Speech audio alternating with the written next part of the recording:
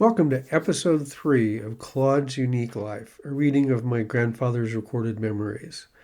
But before continuing this reading, I want to share a couple thoughts with you. I knew I would learn a lot about my grandfather doing this project, but what has surprised me is how much I've learned about my great-grandfather, Hendrix, who we called Papaw. Now, I remember snippets of him from our visits when I was a very small child.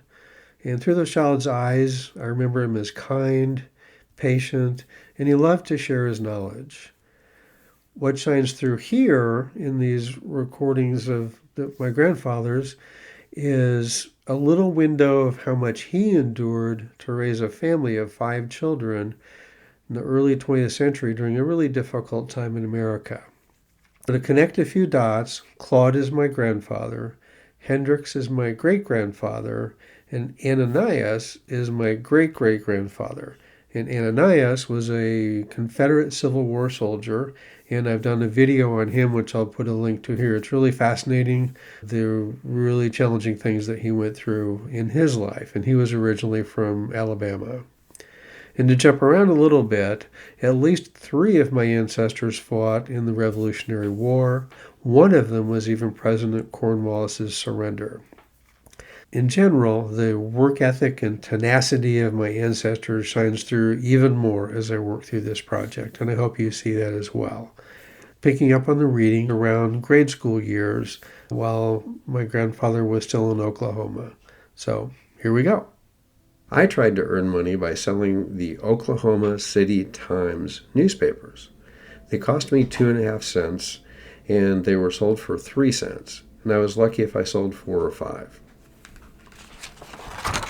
I was thrilled at Christmas time to be able to buy Dad a bar of shaving soap. I think it cost me a dime. I occasionally walked halfway across town to the public library, and while on the way, I'd stop and play in the large swings and things in the park. I read quite a bit at that time, mostly animal and nature stories. In the spring, Dad chopped cotton for a few dollars. One day I went along to help out, sorta. These rows seemed a mile long. We chopped out the weeds and thinned the cotton bushes so they were about a foot apart. It was hot and hard work. After an hour or so of being bawled out by the owner, Dad came over and said for me to quit. So I dejectedly stopped, but I never chopped cotton again. But in the fall, Dad picked cotton. He had a canvas bag about 7 feet long and 2.5 feet wide, with a strap open at the end to go over his head and shoulders. He made one for me out of 2 gunny sacks or feed sacks. You walk between the 2 rows of cotton, picking from both sides. Cotton bolls, when opened, are very sharp. Too often, the cotton bolls would cut your fingers as you grabbed for the cotton hanging in them. In a short time, your fingers and hands were scratched, bleeding, and sore. But when you filled your sack, you drag it, because it's too heavy to carry, to the end of the field where the farmer weighs in, notes your record, and dumps it in the wagon. 2 welcome items of relief during that time were picking in the shade of a tall cotton, which didn't happen very often, and second, finding some watermelons. You pick up a small one, throw it down hard so that it pops open, and take out just the delicious, cool, dripping, wet heart. I can still taste it after 65 years. That was hot, backbreaking work. Sometimes you'd be on your knees, sometimes you'd be reaching above your head. Those were hard times. And let me just note that hard is capitalized and really emphasized, that these were hard times. Continuing on, Dad was allowed to cut trees for our stove if he would also remove the tree stumps. That meant digging around the stump and chopping the tree roots. It took a lot of time. When he took me with him, I would help by cutting off the smaller limbs after he cut the tree down. That was when I learned to saw with one hand until it was tired, and then I would use the other one. I probably bothered Dad more than I helped, but he would sometimes let me hold one end of a long saw that he used to cut the logs. I had to swing my whole body to reach the long cuts back and forth. Too frequently, when I was splitting wood with an axe, it would get stuck in the wood. Axes were heavy, and I wasn't too big then. It seems that in the early 1920s there was an awful flu epidemic. Everybody in our family came down sick except for Mom, but fortunately nobody died from it. That, I believe, was during the Spanish flu, which there's a whole lot about that. It has some echoes of what we experienced during COVID, but we weren't nearly in as industrialized society as we are today. Just to let you know, I was not the favorite child. I remember my folks buying an upright piano for my sister Johnny. It seems she didn't really practice, so they quit giving her lessons. Some of our friends had player pianos. Music was controlled by paper rolls with holes in them through which air was forced to operate the keys. They were fun. We had to pump our feet like crazy to make them work. You didn't know I could play the piano, did you? Our Christmases, compared to today, were really skimpy. Perhaps some clothing or a new pair of shoes and one or two toys. One year I received a small box of Tinker toys. They were great. I loved to build things with them, which, by the way, he eventually becomes an engineer, so that makes total sense. Continuing. I loved to build things with them, but I lost one of the few long sticks.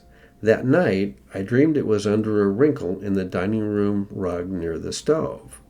So the next morning, I ran over there, and sure enough, there it was. The only Christmas tree that I remember in our house was a small, regular tree like an oak. It wasn't a green or pine type.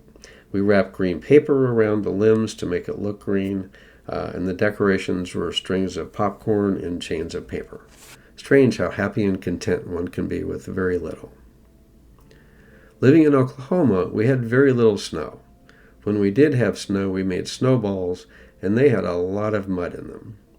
Dad made a sled for me out of a wide board to which he nailed two wooden runners made from 1x6 boards. We could hardly wait for spring when we could go barefoot, which we did until the fall. I think we even might have gone to school barefoot.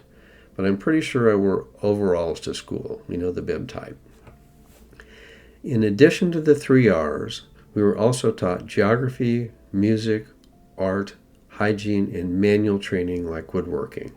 We took toothbrushes, a glass, and some salt out to the schoolyard to brush our teeth.